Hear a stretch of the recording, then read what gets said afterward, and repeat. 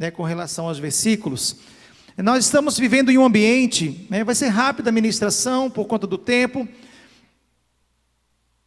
em que o mundo em si, ele observa-nos, né, através daquilo que nós demonstramos. Embora Deus nos conheça por dentro, e isso é uma verdade absoluta, quando o profeta Samuel foi ungir o rei que Deus tinha estabelecido, ele chegou na casa e ele começou a olhar os filhos daquele cidadão, e ele olhou para um forte, bonito, apresentável, e aí ele disse, o profeta Samuel disse, certamente eu estou na presença do futuro rei de Israel. Foi quando Deus disse para ele, Samuel, você olha com os olhos, mas eu, Deus, enxergo o coração. O que isso significa? É que independente do que nós mostremos para os outros, né, Deus sempre vai olhar para as nossas intenções, para o nosso coração. E partindo dessa verdade absoluta, Deus nos conhece por dentro, mas as pessoas, elas conhecem aquilo que nós externalizamos, aquilo que nós mostramos. É bem verdade que em alguns momentos nós mostramos algo que queremos mostrar, isso é um fato. Tem outros momentos que nós somos apanhados em situações que não dá tempo de nós maquiarmos as nossas reações. Nós reagimos de acordo com o nosso propósito, com o nosso caráter, com a nossa confiança, com a confiança que nós temos. Eu lembro de uma frase do pastor Anabe, que ele diz o seguinte, né, agir como crente é fácil, reagir como crente é difícil, porque na reação é que nós mostramos verdadeiramente quem nós somos. Num ambiente assim confortável como a igreja, onde nós estamos envolvidos em um ambiente espiritual, né, envolto na presença e na glória de Deus, o louvor canta, nós levantamos a mão, nós adoramos, nós sentimos a presença de Deus, alguns até choram, né? É fácil nós termos uma ação aqui dentro. Lá fora é diferente. Lá fora, quando eu sou mal atendido em um ambiente comercial, é lá que eu vou reagir como cristão ou não, né? De repente eu aprendo algo aqui, mas lá fora, quando eu tenho uma reação adversa, é possível que eu tenha uma reação diferente, porque lá não dá tempo de pensar, lá a reação é daquilo que nós planejamos. E para que isso aconteça, por que isso acontece, pastor? É porque nós estamos sendo trabalhados por Deus. Ninguém aqui é perfeito. Nós estamos sendo aperfeiçoados por Deus. Enquanto nós não chegarmos no céu, que é o nosso limite, a estatura de varão perfeito, como diz a Bíblia, nós estamos sendo aperfeiçoados. E como é que Deus, Ele faz esse trabalho de aperfeiçoamento em nós? E aí entramos no texto que nós lemos. João capítulo 15, versículo 1, diz assim, Jesus vem falando sobre um tipo de árvore chamado videira, e não é qualquer tipo de videira, uma videira verdadeira. E ele vem falando sobre a videira e sobre o cuidado que Deus tem com a videira. Diz assim, olha, eu sou a videira, Jesus falando que ele era a videira, e o meu pai é o lavrador. Então logo eu entendo que Jesus é essa árvore verdadeira, e Deus, como o próprio texto diz, é o agricultor. E ele avança dizendo mais, toda vara em mim que não dá fruto, atira, e limpa toda aquela que dá fruto, para que dê mais fruto. Traduzindo para a nossa linguagem, sabe o que isso significa? Que nós estamos enxertados, nós somos as varas. Imagine uma árvore que tem vários galhos, e esses galhos simbolizam cada um de nós, que estamos enxertados na videira.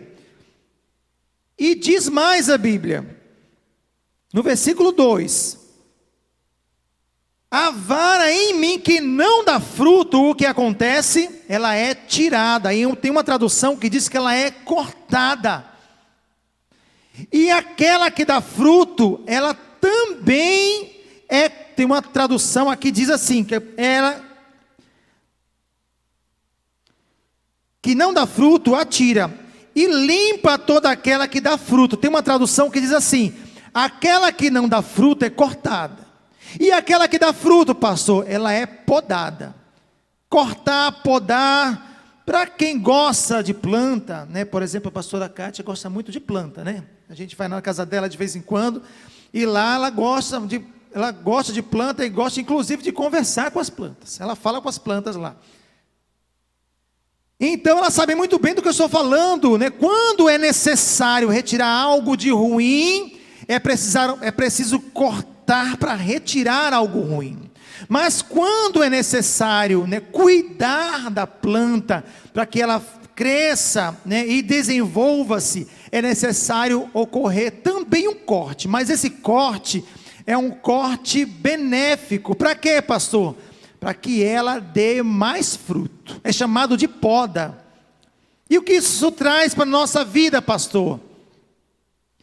É o seguinte: todos nós que estamos em Deus, em algum momento, receberemos um corte das mãos do agricultor, que a Bíblia chama de lavrador. Alguns serão cortados porque não dá fruto. Outros dão fruto, mas também serão cortados. Para quê? Para que dê ainda mais fruto. Logo eu entendo que dar fruto não é opção para nós, é obrigação de todos nós. Nós temos a obrigação de dar frutos, caso contrário nós seremos cortados. Mas pastor, se eu dou fruto, você vai receber um corte também, só que esse corte é um corte para você dar ainda mais fruto. Que corte é esse, pastor, que Deus dá em mim, para que eu produza mais fruto? Versículo 3 responde essa pergunta, diz assim: vós já estáis limpos pela palavra que vos tenho falado. Qual é a tesoura que Deus usa para cortar a vara que dá fruto? Resposta: a palavra de Deus. A palavra de Deus é a tesoura que Deus usa para nos podar. Podar em que área, pastor? Principalmente o nosso caráter. Hoje de manhã eu estava aqui no ambiente da escola dominical, e eu conversei com uma pastora nossa, ela conversando, mas pastor, meu filho, né, ele é adolescente, mas ele está muito envolvido na obra, ele está cantando, ele está pregando, ele está evangelizando, mas ele colocou um brinco. Aí eu disse: querida, o brinco não interfere no caráter dele.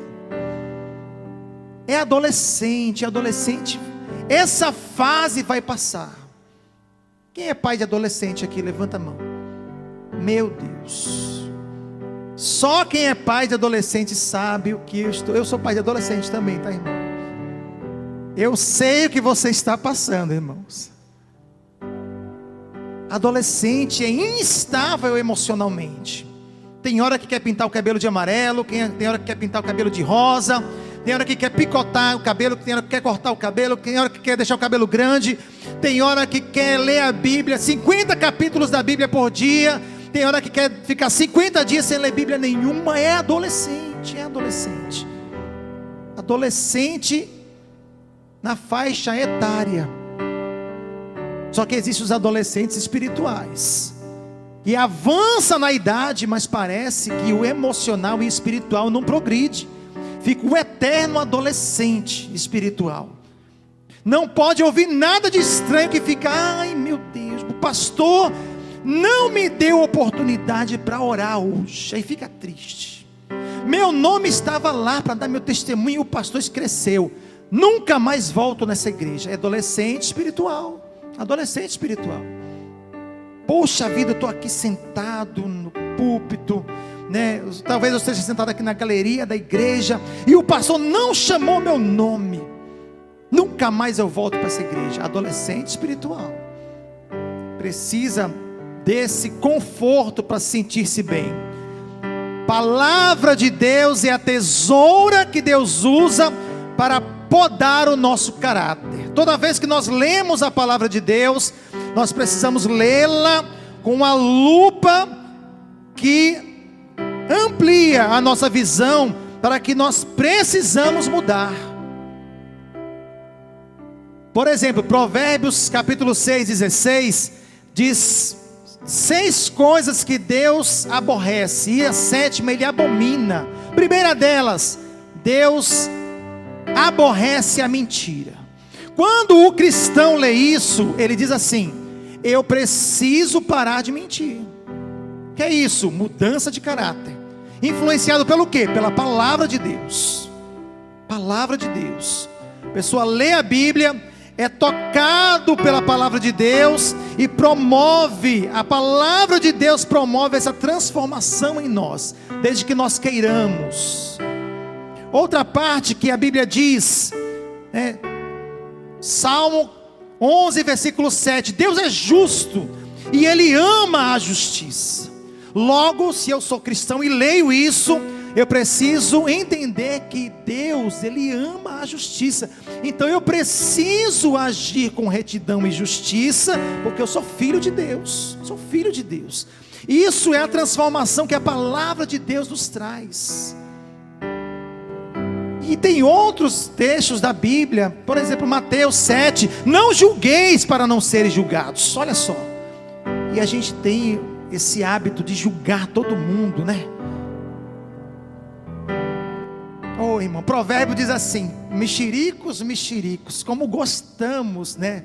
O que é mexerico, pastor? É fofoca, né? A gente adora fofoca. Quem não gosta? Quem nunca se pegou fofocando de alguém aqui, né? Só que a Bíblia diz que a gente não julgar ninguém. Então a palavra de Deus faz essa transformação. E quando eu não sou mudado pela palavra de Deus, pastor? E quando eu nem leio a palavra de Deus? Aí Deus vai deixar de trabalhar na sua vida, porque você não lê a palavra de Deus e não é transformado por ela? Ou você nem lê a Bíblia? Irmãos, Sociedade Bíblica do Brasil diz que 87% dos crentes nunca leram a Bíblia toda. Eu não vou nem pedir para os irmãos levantarem a mão aqui, que nunca leu a Bíblia toda, para não constranger ninguém. Porque o mesmo estudo diz que 45% dos pastores nunca leram a Bíblia toda. E você acha que Deus vai esperar transformar seu caráter pela leitura da palavra de Deus que você nunca lê? Esse é o caminho mais fácil, irmãos. É a transformação pela palavra de Deus. Só que parece-me que nós não queremos o caminho mais fácil. Nós queremos o caminho mais difícil. Qual é o caminho mais difícil, pastor? São as tribulações da vida, que mudam o teu caráter. E o que é isso? É outra tesoura que Deus usa para transformar o seu caráter. O caráter da pessoa, na escola bíblica de obreiros, teve um pastor, Jairo Cailo. Ele nos ensinou que o caráter da pessoa é formado até os 7 anos de idade, a formação do caráter. E é possível mudar o caráter depois de 7 anos? Resposta sim, através da palavra de Deus ou através dos problemas da vida. As dificuldades da vida conseguem forjar, mudar o seu caráter. São as tesouradas de Deus para que você dê mais fruto, você produza mais fruto. E avançando ainda no texto, né, que a Bíblia nos diz, versículo 6: se alguém não estiver em mim, será lançado fora como a vara e secará, e os colhem e lançam no fogo e ardem. Se vós estiverdes em mim e as minhas palavras estiverem em vós, pedireis tudo o que quiseres e vos será feito. Nisto é glorificado meu Pai, que deis muito fruto, e assim sereis meus discípulos. Repete comigo: muito fruto. Repete: muito fruto. Tem uma tradução da Bíblia, salvo engano é a NVI, que ele traz exatamente como o pastor é possível que eu consiga dar muito fruto. Essa tradução diz assim: permanecer. Repete comigo a palavra permanecer. O que a vara precisa fazer para dar fruto? Resposta: permanecer. Se eu permanecer em Jesus, que é a videira verdadeira, eu vou produzir muito fruto. Qual o trabalho que a vara tem para produzir fruto? Resposta: apenas está enxertado na videira. Sabendo disso, o que o inimigo faz? Ele tenta nos convencer de, em meio aos problemas, nos afastar de Deus. Em meio às dificuldades da vida, acharmos que nós poderemos nos afastar de Deus e mesmo assim conseguir vencer na vida. Lé do engano, irmãos, porque o próprio Jesus falou: sem mim nada podeis fazer. Somente estando na videira é que nós conseguiremos permanecer. Somente estando em Jesus nós permaneceremos. E aí o dicionário pode trazer outros significados para essa mesma palavra. Posso permanecer em Jesus, posso ficar em Jesus, posso perseverar, posso insistir. E aí você pode dando outros significados para essa palavra, mas o entendimento é o mesmo. Nós precisamos permanecer. Para que isso, pastor? Para que nós, estando em Jesus, nós sejamos cuidados pelo lavrador. Então eu entendo que para eu dar fruto, eu preciso estar enxertado. E estando enxertado, eu sou cuidado pelo lavrador. Então, se a árvore está em um período de seca, o lavrador entende que é um período de seca e cuida daquela árvore, arregando ainda mais. E se está num período de sol intenso, pastor, o lavrador entende que é um período de sol intenso e vai de alguma forma proteger aquela videira, aquela planta. E aí ele vai fazendo o cuidado que lhe é particular. O que isso significa? Alguns já entenderam a mensagem. Nós não precisamos nos preocupar com as dificuldades da vida. Por quê? Porque nós temos um Pai que cuida de nós. O lavrador é o Pai, Deus Pai, que cuida da sua igreja e consequentemente de cada um de nós. Então essas preocupações da vida, que acabam tirando o nosso sono e nos enchendo de ansiolíticos, tiram a nossa fé de Deus, que Ele cuida de nós. A Bíblia manda nós pegarmos todas as nossas ansiedades e lançar para Deus. É assim que a Bíblia diz: lançando sobre Ele todas as nossas ansiedades, porque Ele tem cuidado de nós. Por que eu vivo ansioso? Resposta: porque eu guardo para mim a minha ansiedade. E aí, no máximo, eu quero compartilhar com quem não resolve. E aí eu quero falar para o meu amigo, eu quero falar para o meu vizinho, eu quero falar para o meu filho, para o meu marido, para a minha esposa, meu pai. Nas redes sociais, a gente quer colocar lá, se sentindo, angustiado, se sentindo triste. E aí o pessoal: o que foi, amiga? As mulheres são mais assim, O que foi, amiga? Aí você vai e conta lá do seu dilema. E aí às vezes até no grupo do WhatsApp você coloca lá: eu estou muito angustiado, estou muito triste. E aí aparece um bocado de mãozinha assim, dizendo que está orando por você. Deixa eu dizer uma verdade para você: 95% das mãozinhas lá do grupo do WhatsApp não estão orando por você. Sabe quem resolve o seu problema? É o Pai. O Pai resolve o seu problema. Então, ao invés de você colocar lá nas redes sociais, eu estou triste, estou angustiado, estou depressivo, fala para Deus. Gasta tempo falando para Deus. Seja sincero, transparente. Dia desse eu estava em casa, minha filha tem 15 anos, ela chegou para mim, eu falei: filha, vamos para a igreja hoje? Ela: não quero, mas vou. Aí eu parei assim, né? Eu disse: o que falar numa situação dessa? Eu disse: Deus gosta da sinceridade. Uma coisa eu te garanto, você pode até ir sem querer, mas se você vai voltar alegre, porque não conheço ninguém que vá na casa de Deus e volte da mesma maneira que entrou. Ninguém. Quem é casado aqui sabe disso. Quantas vezes a gente vem quase esmagando a mão da esposa de raiva dela assim. Mas a gente vem para a igreja assim. Quem é casado sabe, irmãos. Não é todo dia que a gente quer amar, não. Tem dia que a gente quer matar. Tem dia que Deus dá livramento para o marido também, da esposa querer matar o marido. Mas a gente vem para cá e a gente é envolvido num ambiente de glória, né, da presença de Deus, de tal forma que a gente volta, né, pedindo perdão. Já me perdoa, amor. Pelo que? Eu nem sei. Não, vou perdoar que eu não sei o que foi. A gente até esquece o que aconteceu, porque esse ambiente aqui não é outro lugar senão a casa de Deus.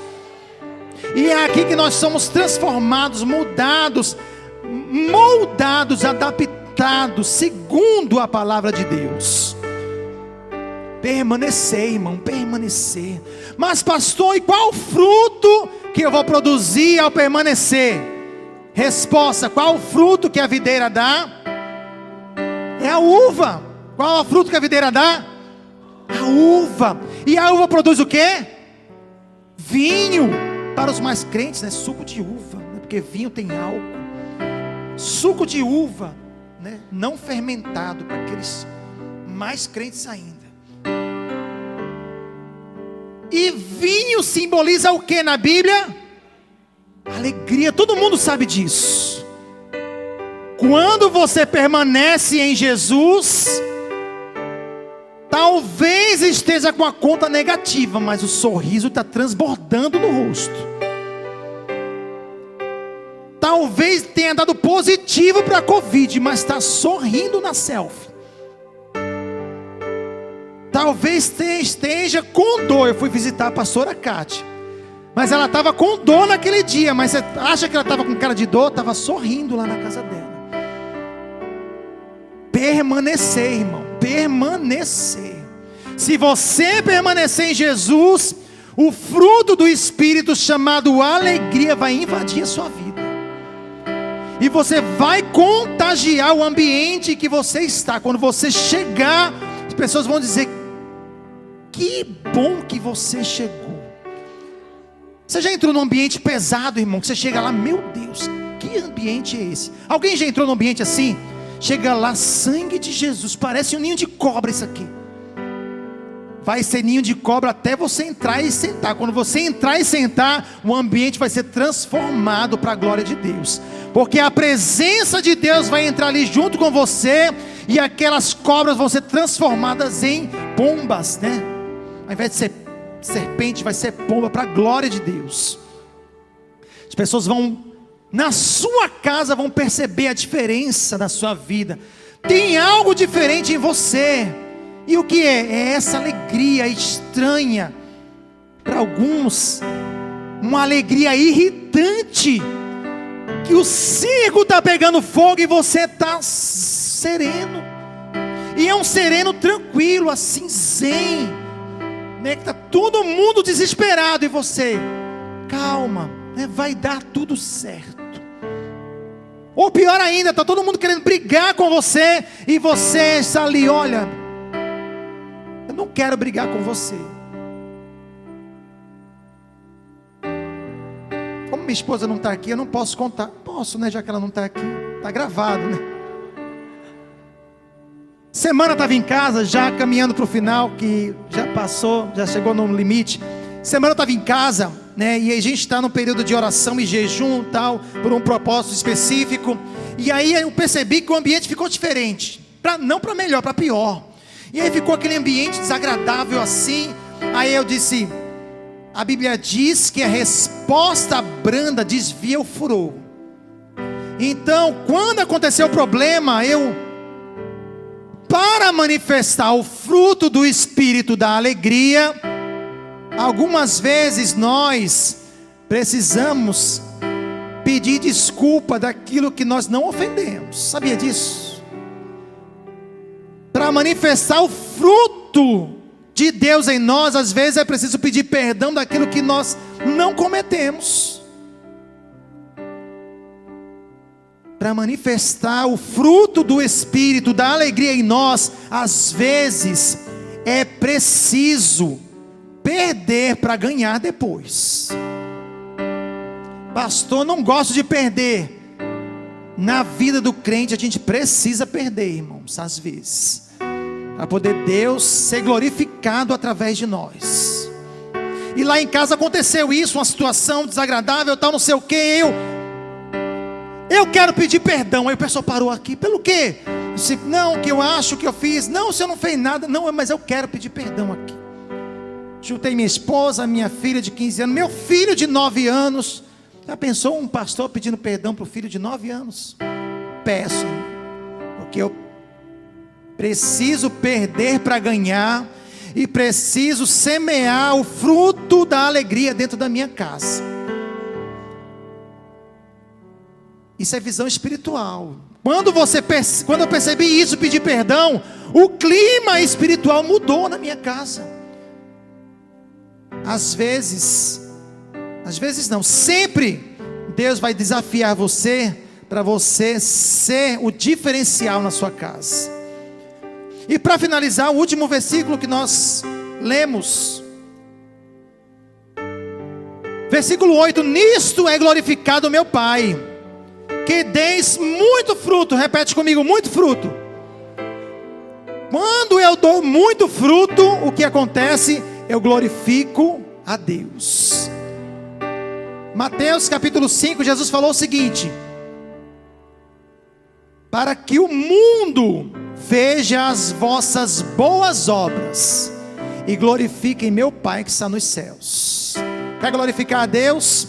Mais do que dizer glória a Deus na igreja, é você dar frutos que permaneçam, frutos dignos de aceitação e frutos que glorifiquem a Deus. Fique de pé nessa noite.